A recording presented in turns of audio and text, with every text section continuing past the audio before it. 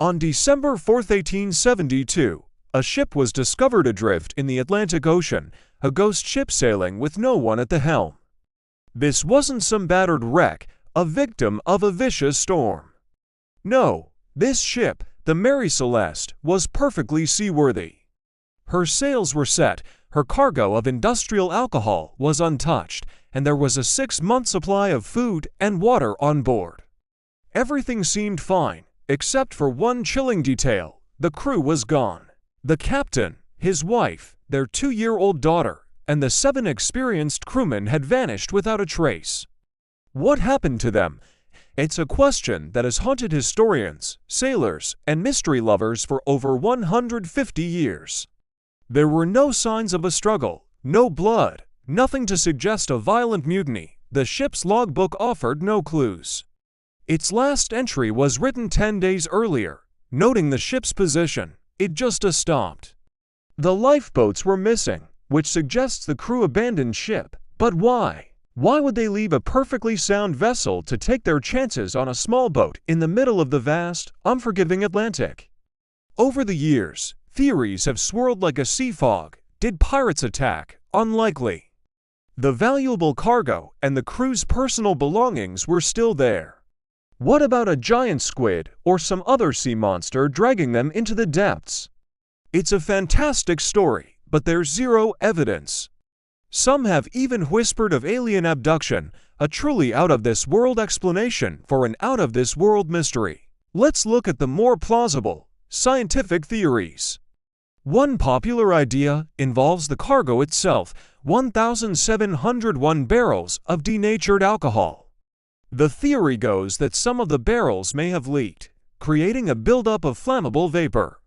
Fearing an imminent and massive explosion, the captain might have ordered everyone into the lifeboat to wait for the danger to pass. They might have trailed the ship on a long tow line, a safety measure in case the ship did explode. But what if that line snapped, a sudden squall, a moment of inattention, and the Mary Celeste could have sailed away from them, leaving them stranded and lost at sea? It's a terrifying thought. The barrels found were made of red oak, a more porous wood than white oak, making leaks more likely. When the cargo was eventually unloaded in Genoa, 9 barrels were found to be empty. Was this the source of the phantom threat? Another theory focuses on something called a seaquake, an underwater earthquake that can create unusual turbulence and strange noises without necessarily damaging the ship. Imagine the terror, the sea bubbling, the ship groaning with sounds they'd never heard before. In a panic, thinking the ship was about to break apart, they might have abandoned it, only to be swallowed by the waves. Then there's the human element. Could there have been a mutiny? Perhaps a dispute over something, we'll never know. But again, where's the evidence? Mutinies are bloody, messy affairs. The Mary Celeste was orderly, almost pristine, apart from some water between the decks. And what about the captain's wife and child? It is hard to imagine even the most hardened sailors involving them in a mutiny and then simply disappearing. A more tragic and personal theory suggests the crew might have been accidentally poisoned. Maybe ergot fungus in the ship's bread. Ergot poisoning can cause hallucinations and irrational behavior. Could this have driven them all mad, leading them to cast themselves into the sea? It's a dark possibility, but without the bodies, we can't test for it. Let's trace the journey. The Mary Celeste left New York on November 7, 1872, bound for Genoa, Italy. The crew that found her, aboard the Dei Gratia, knew the captain of the Mary Celeste. They were acquaintances, their ships having been docked near each other in New York. This personal connection makes the discovery even more poignant. The captain of the Dei Gratia, David Morehouse, was shocked. He knew Captain Benjamin Briggs was a skilled, teetotaling, and highly respected mariner. He wasn't the type to make a reckless mistake. The state of the ship itself offers more confusing clues. The sextant and chronometer were missing, suggesting an orderly evacuation where the captain would have taken the tools necessary for navigation. Yet, the crew's oilskin boots and pipes were left behind. You wouldn't abandon ship in the cold North Atlantic without your foul weather gear unless you were leaving in an extreme hurry. It's a contradiction that sits at the heart of the mystery. They prepared to navigate, but didn't prepare to survive the elements. When the Dei Gratia crew brought the Mary Celeste into Gibraltar, they hoped for a salvage reward. Instead, they were met with suspicion. The Admiralty Court, led by a man named Frederick Sollyflood, was convinced of foul play. He couldn't accept that a crew would just vanish. He suspected the Dei Gratia crew had murdered everyone on the Mary Celeste to claim the salvage rights. He pointed to a few small, dubious stains on the deck as blood, and a sword found under the captain's bunk as a murder weapon. Forensic tests later proved the stains weren't blood, and the sword was just a personal item. After a grueling 3-month investigation, the court found no evidence of a crime, but the judge's suspicions meant the Dei Gratia crew received only a fraction of the salvage money they were due. The stigma followed them for years, so what does the evidence really point to? Let's revisit the alcohol vapor theory. Modern experiments have shown that a spark in a hold filled with alcohol vapor could create a dramatic, but not destructive, pressure wave explosion. A big whoosh of flame and a loud bang, but it wouldn't necessarily damage the ship. The crew, seeing this, might have thought the whole cargo was about to go up. They launched the lifeboat, tether it to the ship, and wait at a safe distance. But in their haste, they might not have secured the tow line properly. The wind catches the sails of the Mary Celeste, the line pulls taut, and snaps. The ship, their only hope of survival, sails away over the horizon, a silent, empty vessel carrying its secret. They would have been left in a tiny boat, with no food or water, hundreds of miles from land. A slow, heartbreaking end. This theory seems to tick the most boxes. It explains the missing lifeboat, the intact ship, the reason for a panicked but not violent abandonment. It accounts for why they might have left so quickly they didn't grab all their belongings. It's a plausible, scientific explanation for an event that seems to defy logic. But even if this theory is correct, it doesn't diminish the power of the story. The Mary Celeste has become more than just a historical puzzle. It's a legend, a maritime myth. It taps into our deepest fears of the unknown, of the vast, empty spaces in the world where people can simply disappear. It's a ghost story where the ghost is absence itself. The ship sailed on, but the human stories ended abruptly, leaving only questions behind. The ultimate fate of the Mary Celeste herself was less mysterious, but just as grim. After the incident, she was sold and passed through 17 more owners over the next decade, always shadowed by her reputation as an unlucky ship. In 1885, her final captain deliberately wrecked her off the coast of Haiti in an attempt to make a fraudulent insurance claim. A sad end for a vessel that had become a legend, but the mystery of her crew endures. We are left with a ship in good condition, a half-eaten breakfast in the cabin, toys belonging to a little girl left scattered, and a 10-day gap in the ship's log. These are the fragments of a story we can never fully piece together. And perhaps that's why we're still talking about it. The Mary Celeste is a perfect mystery because it has no solution. It's a blank space on the map of history, and it invites us to fill it with our own theories, our own fears, and our own imagination. What do you think happened? Let me know your best theories in the comments below. Thanks for staying with us, and if you love a good historical mystery, make sure to subscribe for more. Now let us take a look at the ship and its crew. History isn't just what happened, it's what was hidden. Welcome to the Chrono Archives, where lost empires rise again, forgotten legends speak, and ancient truths are brought back to life. From world-shaping history and powerful myths to legendary rulers and timeless civilizations, every story here is carefully uncovered, deeply researched, and cinematically told. The past is calling, will you answer?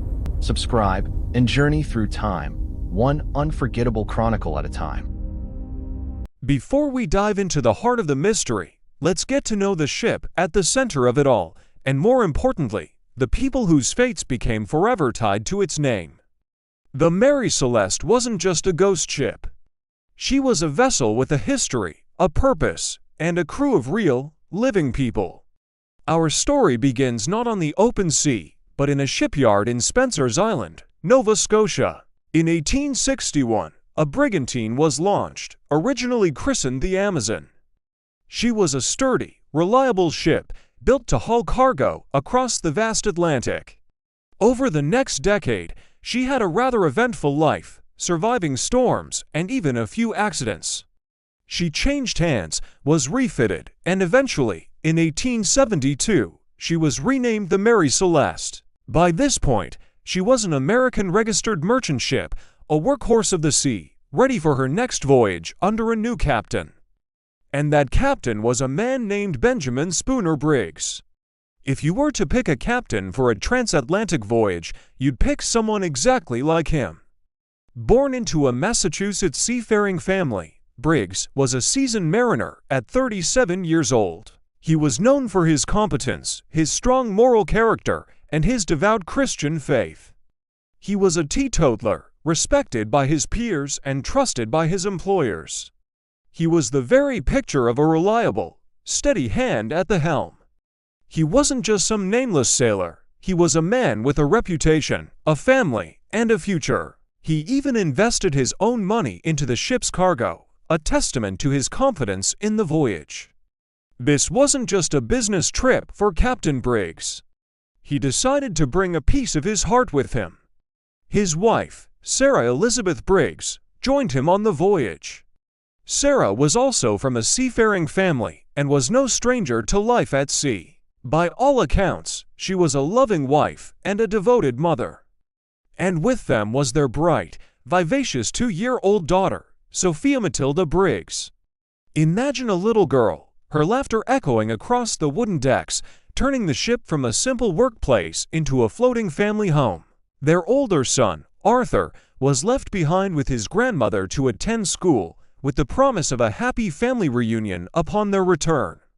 The presence of Sarah and Sophia on board transforms this story from a simple maritime incident into a profound human tragedy. It raises the emotional stakes immensely. These weren't just sailors lost at sea, it was a family. A captain is only as good as his crew, and Captain Briggs had assembled a team of 7 professional sailors. They were all men of good standing, chosen for their skill and experience. The first mate was Albert Richardson, a man Captain Briggs knew well and trusted implicitly.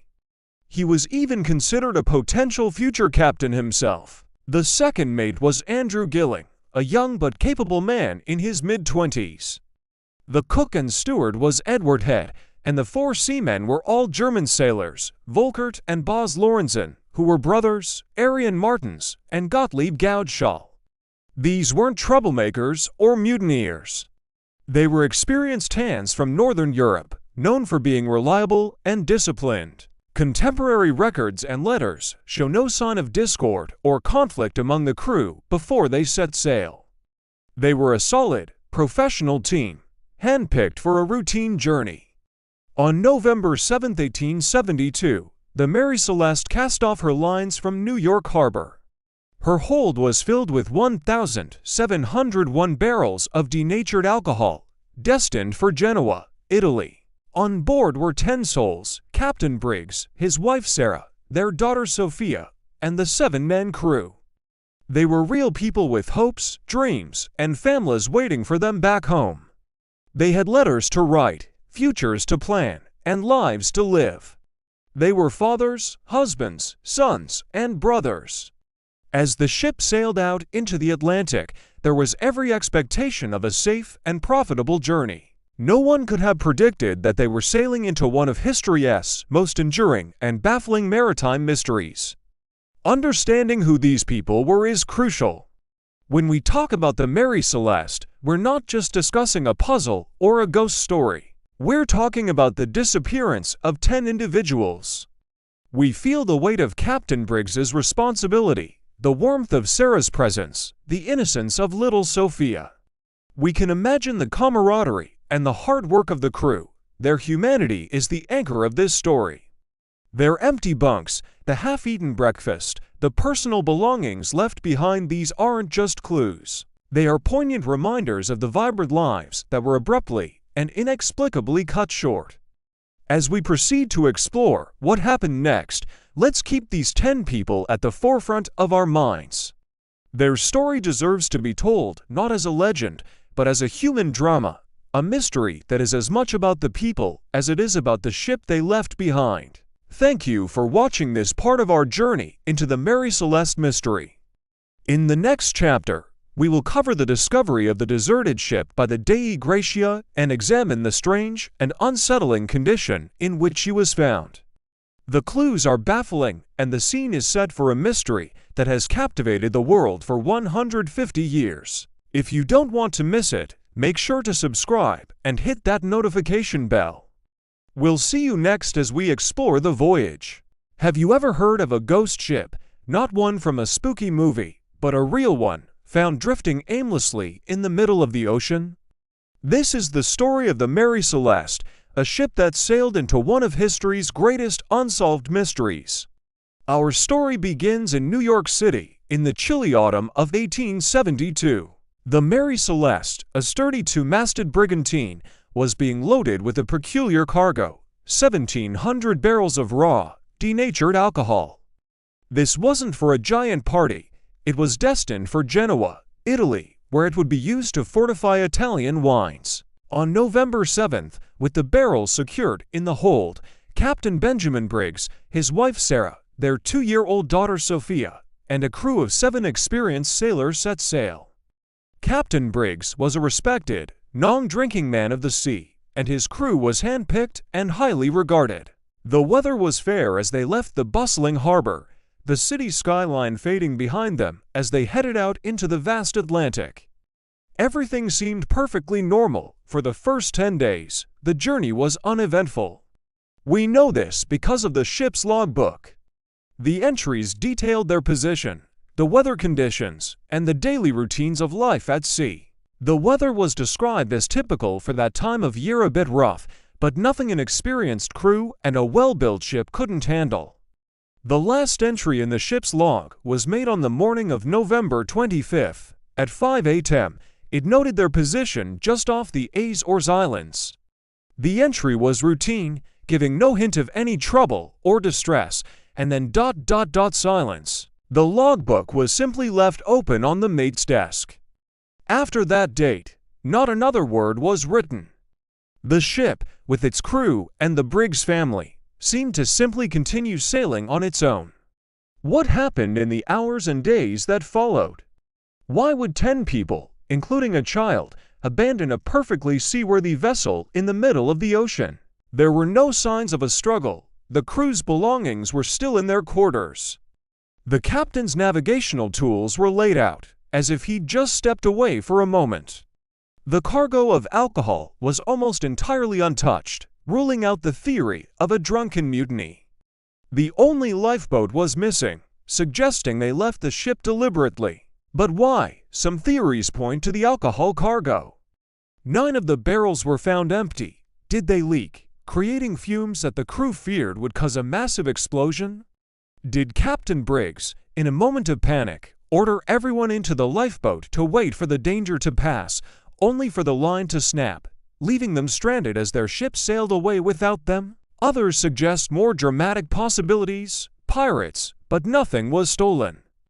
A giant squid attack, a waterspout, or something even more bizarre. We only have the final, silent clues left behind.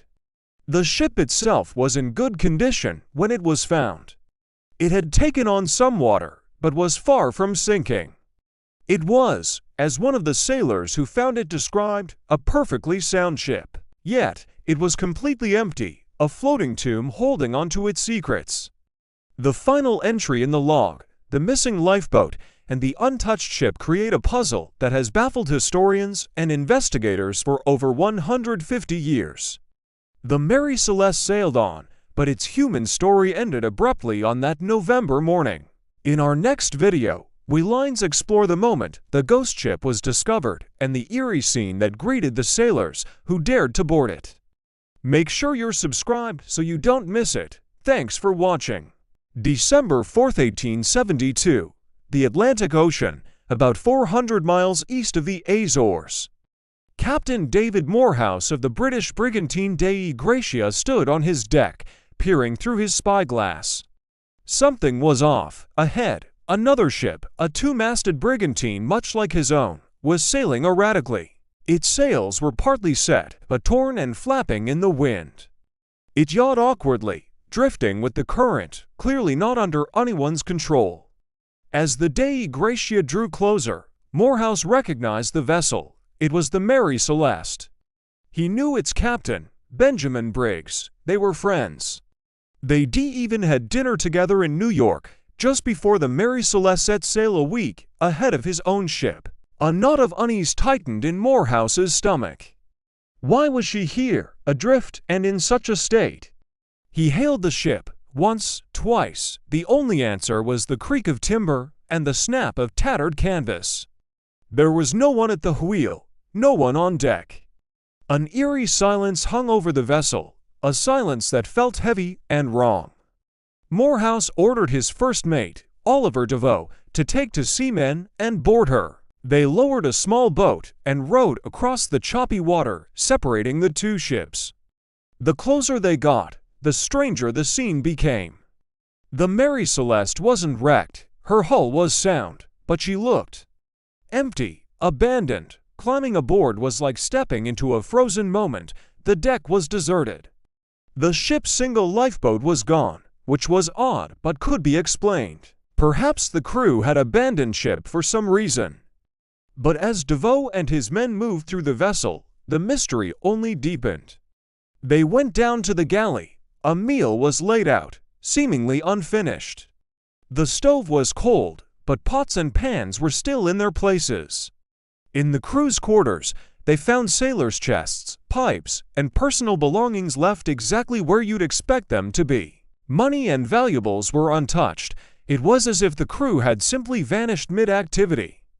In the captain's cabin, the scene was even more perplexing. Captain Briggs's logbook lay open on his desk. The last entry was dated November 25th, 10 days earlier. It recorded the ship's position near the Azores and noted no signs of trouble. It mentioned heavy weather, but nothing catastrophic. On a slate, a mooring position had been calculated for that very day, but then it stopped. A child's toys were scattered on the floor of one cabin, a poignant reminder that Captain Briggs's wife, Sarah, and their 2-year-old daughter, Sophia, had been on board.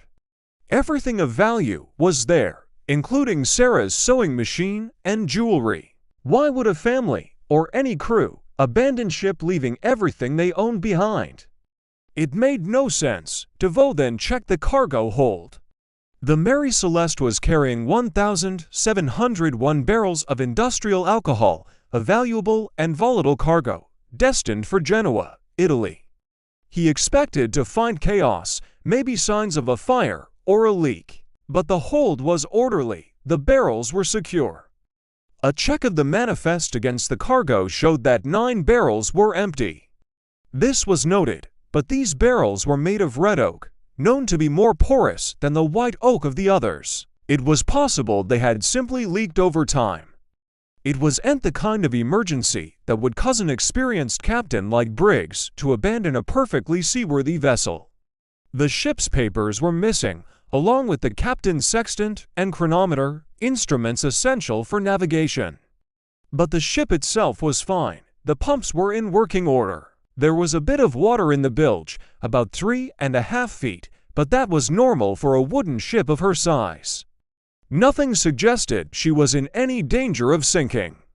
In fact, after some minor repairs to the rigging, the ship was perfectly capable of sailing, DeVoe reported back to Captain Morehouse. The Mary Celeste was a sound ship, fully provisioned with 6 months of food and water, yet she was utterly deserted.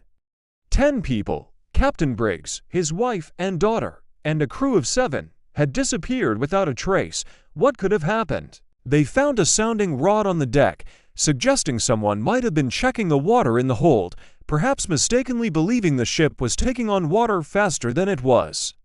One of the pumps was disassembled, as if someone had started to repair it. A rope, frayed at one end, was found trailing in the water behind the ship. Had they all gotten into the lifeboat and tied themselves to the ship, only for the line to snap, leaving them stranded in the vast Atlantic? This was just one theory among many that would soon spring up. Piracy seemed unlikely, as the valuable cargo and personal belongings were untouched. Mutiny. There were no signs of violence or struggle anywhere on the ship. The only clue that something violent might have occurred was a sword found under the captain's bunk, which some later reports claimed was stained, but these accounts are often sensationalized. The men from the Dei Gratia were spooked.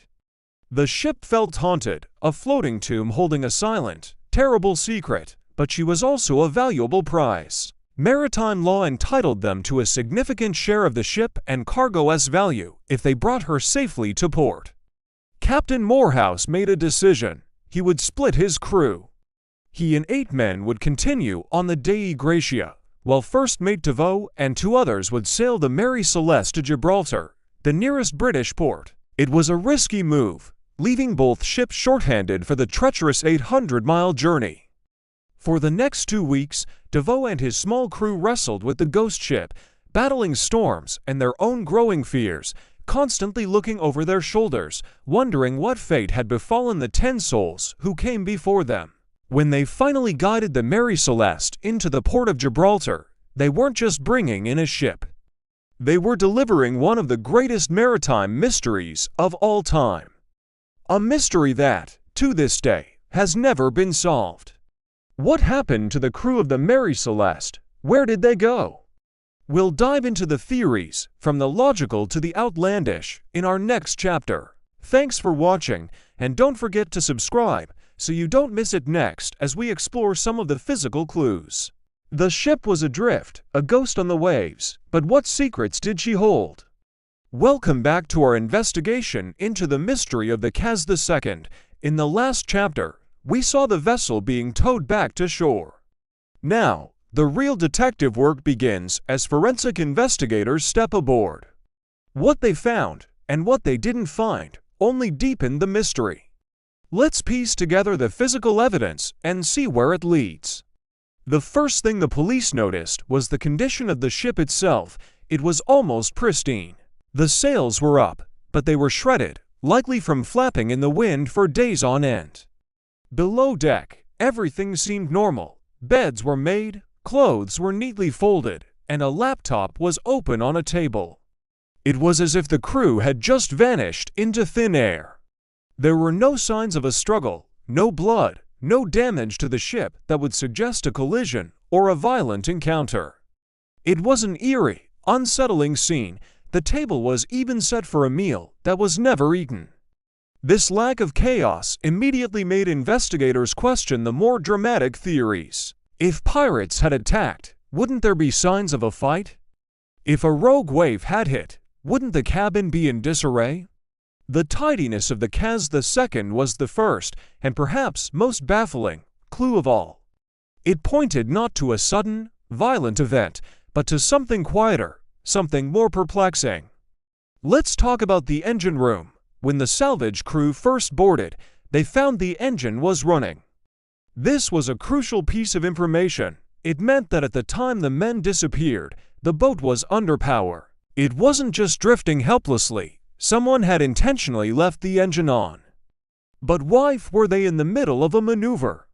Were they trying to get somewhere quickly, or did something happen so suddenly that they didn't have time to turn it off? This detail adds another layer of complexity.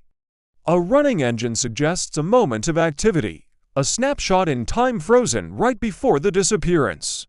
Investigators also found a small amount of water in the bilge, the very bottom of the hull. Initially, this might sound alarming, suggesting a leak. However, experts quickly determined the amount was minimal and not dangerous. It was the kind of water you'd expect from normal operations, maybe a bit of spray or condensation. So, the ship wasn't sinking. We can rule that out. The vessel was fundamentally sound. Whatever happened today, Peter and James, it wasn't caused by a catastrophic failure of the ship itself. Now let's move to the deck. This is where things get really interesting. One of the most significant clues was a rope, a fender line to be precise, trailing in the water behind the boat. Fenders are the big, cushioned bumpers you use to protect the side of a boat when it is docked or alongside another vessel. Seeing one trailing in the water is unusual. It suggests that perhaps someone was trying to retrieve something from the water, or maybe someone fell in and the rope was thrown to them. This single piece of rope opened up a whole new line of thinking for investigators. Could this be the key? Was one of the men in trouble in the water? Did the others go in to help? This theory started to gain traction.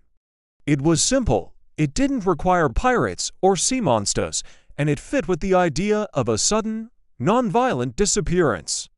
The men were experienced sailors, but even the best can make a mistake. A simple accident could have spiraled into tragedy in a matter of minutes. Another critical finding, or rather, lack of a finding, was the missing navigation equipment. The boat's GPS was gone. This is a big deal. A GPS is a sailor's lifeline, their map to the world. Why would it be missing? Was it taken? Was it thrown overboard? Or did it simply get knocked into the sea during some kind of commotion? The police also noted that other personal items, like fishing rods and the ship's dinghy, were all still in place. If this was a robbery, why take the GPS and leave everything else? It didn't add up. The missing GPS could support the theory of an accident. Maybe someone was holding it, lost their balance, and fell overboard, taking the device with them. Or perhaps it points to something else entirely. A deliberate act to erase their path. We also can't forget the video camera that was recovered. The footage on it, which we'll analyze in detail later, provides a chilling final glimpse of the men. But for now, the physical state of the ship paints a picture: a seaworthy vessel, an engine left running, a meal uneaten, and a single rope trailing in the ocean. So let's put ourselves in the shoes of the investigators for a moment. What are the leading theories based on this initial evidence? The first and most plausible one is the man overboard scenario. It goes something like this: one of the men, perhaps trying to fix a tangled fishing line or retrieve something, falls into the water. The other two, seeing their friend in distress, spring into action. One might throw the fender rope while the other tries to maneuver the boat. In the panic and confusion, they too end up in the water. With the boat under power and moving away, even for strong swimmers, the situation would quickly become impossible. The ocean is vast and unforgiving. This theory explains the lack of violence, the running engine, and the trailing rope. It's a tragic accident, a chain reaction of unfortunate events. But there are other possibilities, even if they're less likely. Could there have been some kind of dispute on board? It's possible, but remember, there were no signs of a struggle. The cabin was tidy. It seems unlikely that a heated argument would leave no physical trace. What about an unexpected encounter with another vessel? Maybe they were sideswiped, and the crew was knocked overboard. But again, the lack of significant damage to the II makes this improbable. The boat's fenders were still stowed, except for the one in the water, which argues against a planned docking or transfer. Each clue seems to close one door while opening another. The missing GPS remains a nagging question in almost every scenario. Was it an accident, or was it intentionally removed? The evidence on the boat itself can only tell us so much. It gives us a snapshot of the final moments, but the why remains elusive. Let's recap what we know for sure based on the physical clues. 1. The II was in good working order. It was not sinking, and it hadn't suffered a major mechanical failure. 2. There were no signs of violence, piracy, or a struggle on board. The scene was calm and orderly. 3. The engine was left running, and a meal was about to be served, suggesting a sudden, unplanned interruption.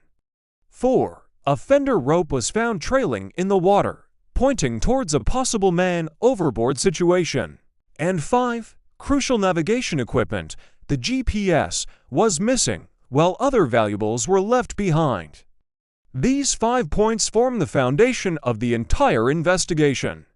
They steer us away from dramatic theories of foul play and towards the more mundane, yet equally terrifying, possibility of a simple accident at sea. It's a sobering reminder of how quickly things can go wrong on the open water, even for experienced sailors. The ocean doesn't care how skilled you are, it demands constant respect. So, as the investigators finish their initial sweep of the Cas II, they are left with a ghost ship and a handful of clues that are both revealing and frustratingly incomplete. The physical evidence strongly suggests a tragic accident, but it can't prove it. The absence of the men themselves is the biggest missing piece of the puzzle. Without them, we can only speculate. The ship tells a story, but it's a silent one. It speaks of a normal day of sailing that turned into a nightmare in the blink of an eye. The shredded sails are a testament to the days it spent alone, a silent witness to the tragedy. As we continue our investigation, we will have to look beyond the physical clues. We need to delve into the lives of the 3 men, Dei, Peter, and James, and most importantly, we need to analyze that final, chilling video footage recovered from the boat. What does it show? Can it fill in the gaps and give us the answers the physical evidence cannot? The story of the Cas II is far from over. Join us in the next chapter as we press play on that final recording. Thanks for watching, and don't forget to subscribe for the next part of this incredible mystery. Have you ever heard a story so strange, so baffling, that it stays with you for years? Today, we're diving deep into one of history's greatest maritime mysteries, the ghost ship Mary Celeste. What could have possibly happened to its crew? Over the next 10 minutes, we're going to explore every major theory, from the plausible to the paranormal. Let's set the scene. November 1872, the brigantine Mary Celeste set sail from New York, bound for Genoa, Italy. On board are Captain Benjamin Briggs, his wife Sarah, their 2-year-old daughter Sophia, and a crew of 7. A month later, another ship, the Dei Gratia, spots the Mary Celeste adrift in the Atlantic. What they found was a ship in near-perfect condition, but completely empty. The crew, the captain, and his family had vanished without a trace. The ship's cargo was untouched, the crew's belongings were still in their quarters, and there was a 6-month supply of food and water. But the lifeboat was missing, so where did they go? Let's start with the most popular and scientifically accepted theories. The first big theory is a classic one for any sailor: a violent storm or a rogue wave. Imagine a massive, unexpected wall of water crashing over the deck. It's a terrifying thought. The crew, fearing the ship was about to sink, might have abandoned it in a panic, climbing into the lifeboat. The main issue with this theory is the ship's condition. The Dei Gratia's crew reported the Mary Celeste was wet, but not severely damaged. There were no signs of a catastrophic struggle with the sea. The ship was still seaworthy. If they abandoned ship, they left a perfectly good vessel for a tiny, vulnerable lifeboat in the middle of the ocean. It seems like a desperate, almost illogical move unless they truly believed the ship was doomed. It's possible a rogue wave hit, causing temporary chaos and flooding, leading to a hasty evacuation. But once they were in the lifeboat, they were at the mercy of the vast Atlantic, and a small boat like that wouldn't last long in rough seas.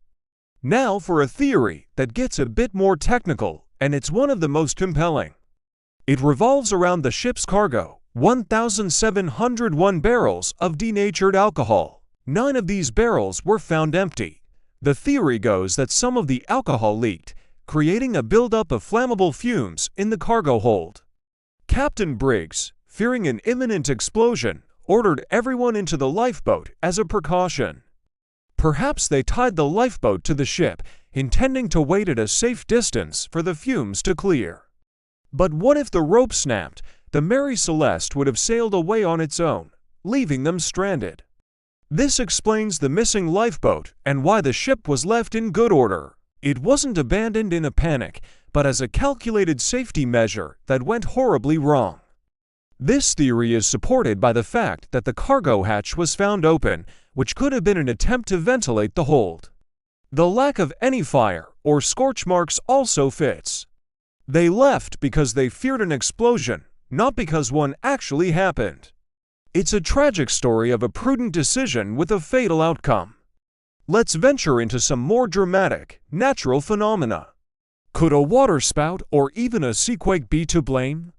A waterspout is essentially a tornado over water. If one was spotted bearing down on the ship, the crew might have thought their only chance was to get away from the vessel, which could have its mast snapped and hull breached. They might have taken to the lifeboat, hoping to ride it out at a distance. A seaquake, an earthquake on the seafloor, could create sudden, violent waves or even tsunamis.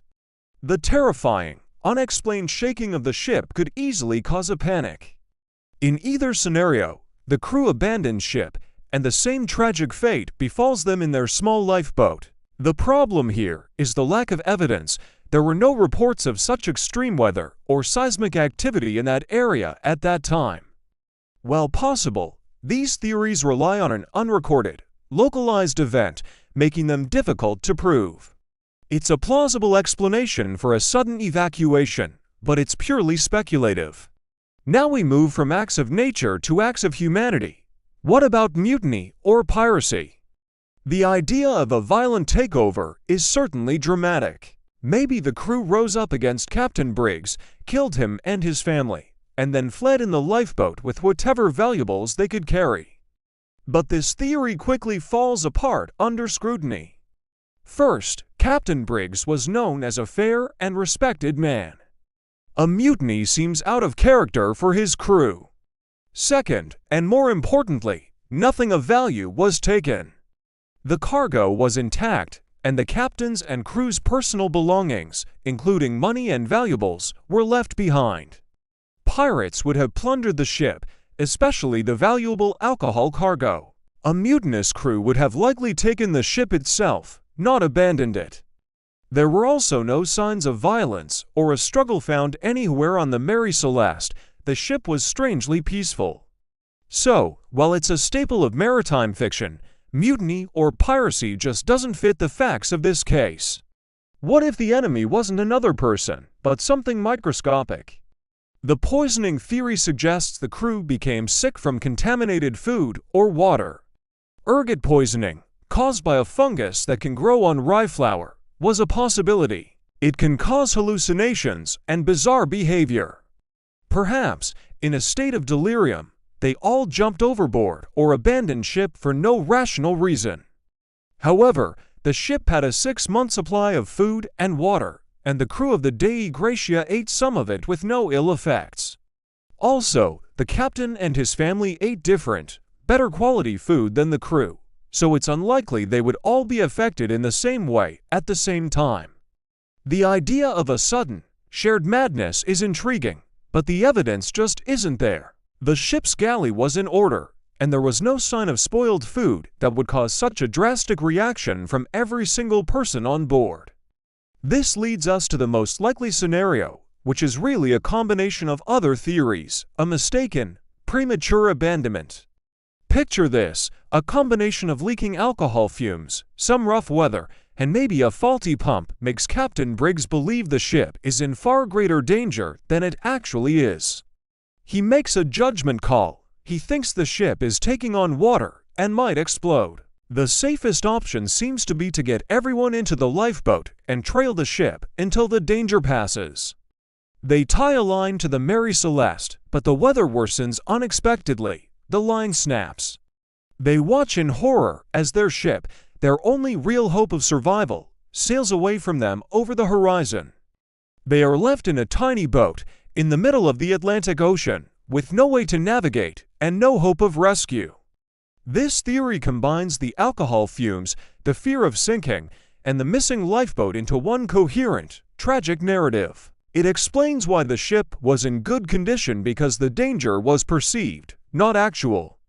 It's a story of human error and bad luck, which is often more terrifying than any monster. Of course, no mystery of this scale would be complete without some more imaginative explanations.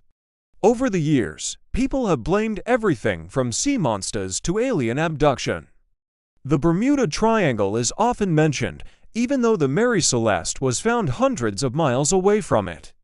These tales are fun to think about, and giant squid pulling the crew off the deck one by one, a UFO hovering over the ship and beaming everyone up. While these make for great campfire stories, there is zero evidence to support them. They belong to the realm of fiction. The truth of the Mary Celeste is likely far more mundane and far more tragic. It is a story about a group of ordinary people who found themselves in an extraordinary situation and made a decision that, for reasons we may never know for sure, led to their deaths. The empty ship they left behind has become their haunting, silent memorial. So, what do you think happened? A cautious captain making a fatal mistake? A sudden, violent act of nature, or something else entirely? The mystery of the Mary Celeste endures because there is no single, perfect answer. Every theory has its strengths and its weaknesses. The ship itself offers no definitive clues, only a silent, eerie tableau of a voyage cut short. It reminds us that for all our technology and knowledge, the ocean remains a vast, powerful, and sometimes unforgiving place. The fate of those 10 souls aboard the Mary Celeste remains one of the sea's most profound and enduring secrets. Thank you for joining me on this deep dive. If you have your own theories, share them in the comments below. And don't forget to like and subscribe for more journeys into the unknown. See you next as we explore the aftermath and legacy. So, what happened after the storm cleared and the waves settled? What became of the ship, the crew, and the legend that was born in the icy waters of that November night? This is the final chapter of our story, the aftermath and the enduring legacy. The immediate aftermath was a scene of grim discovery. Debris began to wash ashore, life rings, life jackets, pieces of the vessel itself, but there was no sign of the 29 men who went down with their ship. The search was vast and heartbreaking, involving aircraft, cutters, and other vessels braving the lingering foul weather. It was a race against time and hope, but ultimately, it was a recovery mission, not a rescue. In the days and weeks that followed, the official investigation began. The U.S. Coast Guard launched a comprehensive inquiry to determine the cause of the sinking. They interviewed the crew of the Anderson, the last people to speak with the lost vessel. They analyzed weather data, shipping logs, and everything they could get their hands on. The key, however, lay at the bottom of the lake, 530 feet down. Using advanced sonar equipment, they located the wreck. It was in two main pieces, resting surprisingly close together on the lakebed, a testament to the violent forces that tore it apart. The bow section sat upright, while the stern was upside down, the midsection a tangled mess of steel. This discovery only deepened the mystery. What could have caused such a catastrophic failure so quickly? The Coast Guard's official report, released in 1977, concluded that the most probable cause was the flooding of the cargo hold. They theorized that the hatch covers, which had been reported as damaged earlier, failed to keep out the massive waves that were crashing over the deck.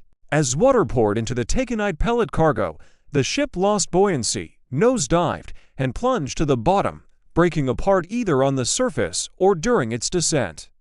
But this conclusion was far from universally accepted.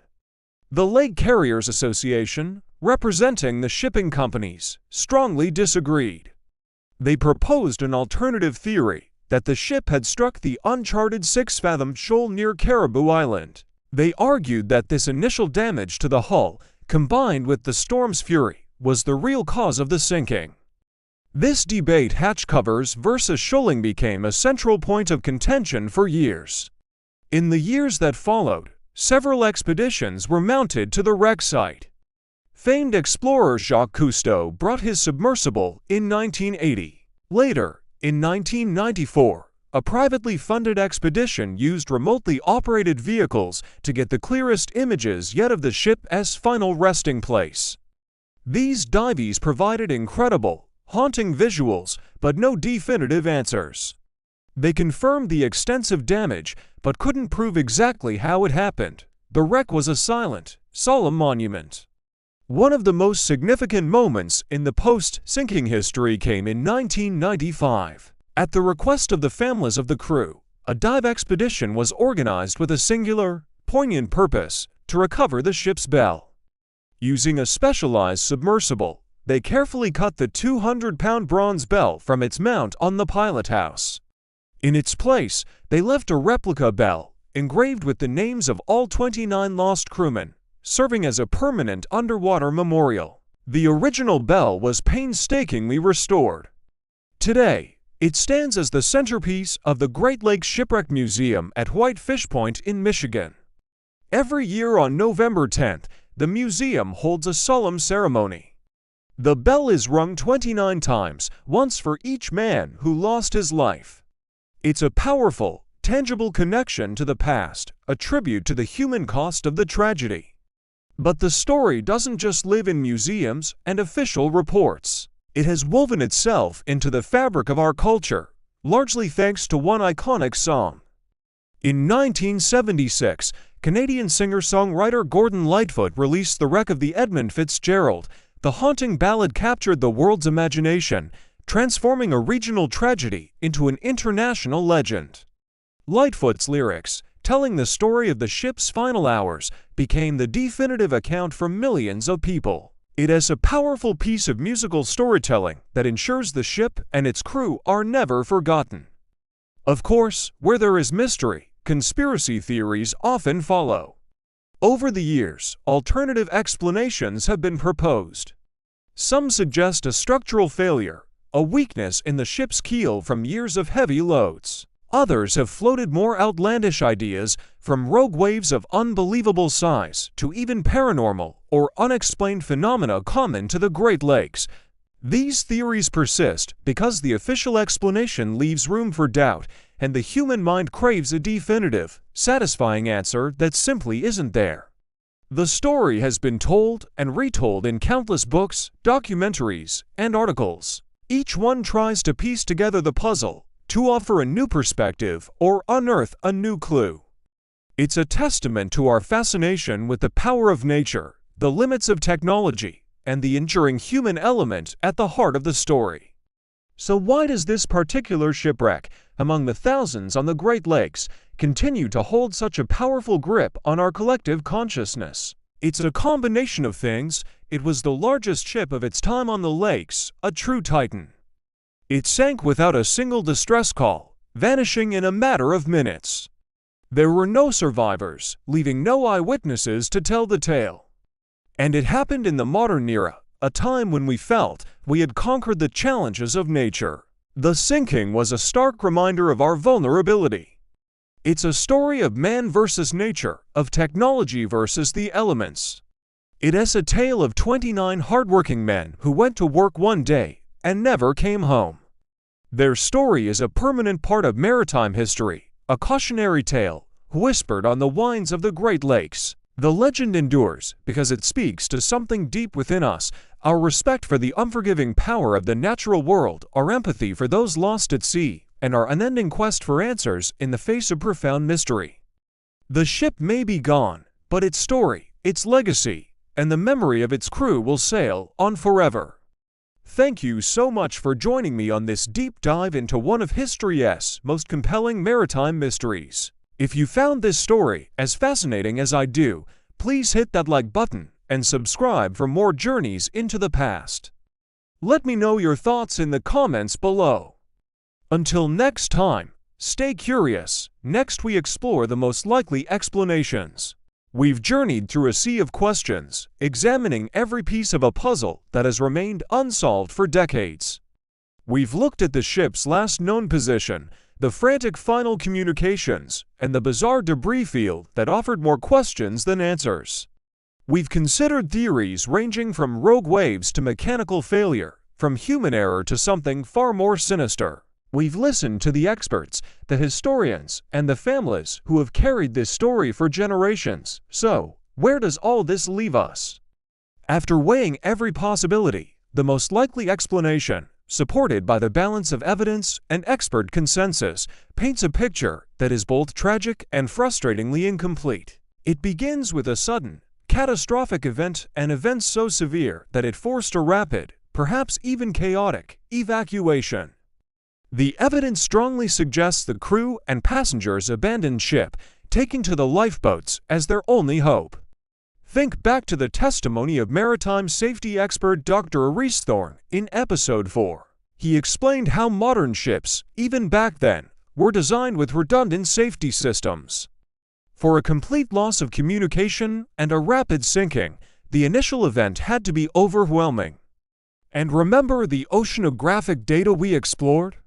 The storm that night was fierce, but was it a ship killer? The consensus leans towards a combination of factors, the violent storm acting upon a pre-existing, undiscovered vulnerability in the ship's structure. This leads us to the lifeboats. We know at least one was successfully launched. We saw the fragments of its hull, the telltale markings confirming its origin. The most probable scenario is that this lifeboat, carrying the survivors, was then tragically lost in the same brutal storm that claimed the mothership. Overwhelmed by towering waves or succumbing to the freezing temperatures, their fight for survival ended in the vast, unforgiving expanse of the ocean. It's a harrowing conclusion. It lacks a single, simple cause, and instead points to a cascade of failures. It's the story of a routine voyage turned into a desperate struggle, a struggle that was ultimately lost. It's not a conspiracy, nor a supernatural event, but a story of human resilience pushed beyond its limits by the raw power of nature. But why has this theory prevailed over others? Let's revisit the alternatives. The idea of a deliberate attack, as we discussed in Episode 6, lacks any credible motive or evidence. No group claimed responsibility, and forensic analysis of the debris showed no signs of an explosion consistent with a torpedo or a mine. The theory of a complete mechanical failure in calm seas doesn't align with the known weather conditions. And while the human error element can never be fully discounted, the crew was experienced and had a stellar record. The suddenness of the event points away from a slow-developing crisis that an able crew would have managed. What makes the evacuation then loss scenario so compelling is that it accounts for all the known facts, however sparse they may be. It explains the sudden silence. The crew would have been focused on saving lives, not sending detailed distress calls. It explains the specific type of debris found, wreckage from the upper decks and the lifeboat, consistent with a ship sinking and a smaller vessel being broken apart by waves. It also aligns with historical precedents. Subtly, the history of seafaring is filled with stories of lifeboats launched successfully, only to vanish without a trace in the aftermath of a storm. This explanation honors the professionalism of the crew, who likely did everything in their power to save their passengers. It acknowledges the sheer, unforgiving power of the ocean. And it provides a logical, albeit heartbreaking, sequence of events. However, and this is the most crucial point of our entire series, we must hold this conclusion with humility. Most likely is not certain. The ocean keeps its secrets well. Without the wreck of the main vessel, without a black box, without a final message, a definitive, 100% certain answer remains just beyond our grasp. The deep ocean is the greatest museum on Earth, but it's one that rarely gives up its artifacts. The truth is, we may never know exactly what happened in those final, terrifying moments. We may never know the specific failure that sealed the ship's fate, or the final thoughts of those aboard the lifeboat. We are left with a mosaic of evidence, a collection of expert opinions, and the enduring pain of the families left behind. Their search for answers is what fueled this investigation. For them, this isn't just a historical mystery, it's a raw, personal wound. They live with the ghost of the lost, with the empty chairs at the dinner table. And while our conclusion may offer a logical framework, it doesn't offer the closure that only absolute certainty can bring. So, we end where we began, in a sense, with a profound sense of loss and a deep respect for the power of the sea. The story serves as a stark reminder that even with all our technology and knowledge, we are still subject to the whims of nature. It is a call for continuous improvement in maritime safety and a tribute to the souls lost to the depths.